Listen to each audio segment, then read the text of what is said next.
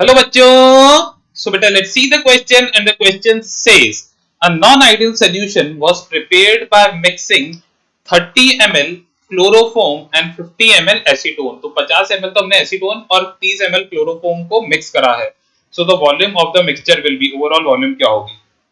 देखो बेटा, बात करते हैं क्लोरोफॉर्म और एसीटोन के मिक्सचर की। क्लोरोफॉर्म एंड एसीटोन, इसका जो मिक्सचर होता है बेटा, ये नेगेटिव डेविएशन शो करता है। कैसा डेविएशन शो करता है? यहाँ पर ये हमारे पास नेगेटिव डेविएशन शो करता है। क्लियर है बात की नहीं है? कैसे करता है वो समझते हैं। देखिए बेटा, हमारे पास मानो एसीटोन पड़ा है, ठीक है। सो एसीटोन का मॉलिक्यूल दूसरे एसीटोन के मॉलिक्यूल के साथ कोई इंटरेक्शन शो कर रहा होगा। हमने उसको बोला कोई वॉन्डरवॉल इंटरेक्शन शो कर रहा होगा, ठीक है।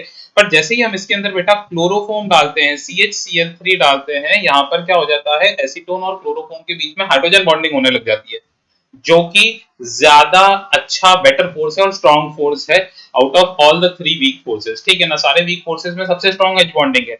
तो यहाँ पर पहले इंटरेक्शन वीक था, बाद में इंटरेक्शन हो चुका है स्ट्रॉन्ग।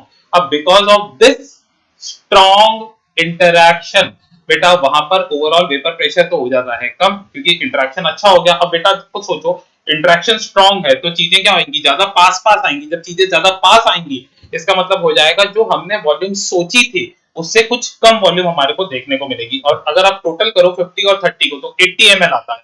तो आइडियली हमारे को मिलना चाहिए था 80 ml, पर बिकॉज इंटरेक्शन वो स्ट्रॉन्ग हो गए, पहले इंटरेक्शन वीक थे, क्लोरोफॉर्म और एसीटोन के इंटरेक्शन पहले वीक था। पर जब क्लोरोफॉर्म और एसीटोन का इंटरेक्शन बना तो वो एक अच्छा ताकतवर इंटरेक्शन बना। ताकतवर मतलब चीजें पास आई, जब चीजें पास आई तो ओवरऑल वॉल्यूम जो हमने सोचा था उससे कम देखने को मिलेगा। So it will be less than that of the observed value. So for this the correct answer will be option number B. क्या हो जाएगा बेटा? The correct answer will be option number B. So I hope you understood it well. Best of luck. Thank you.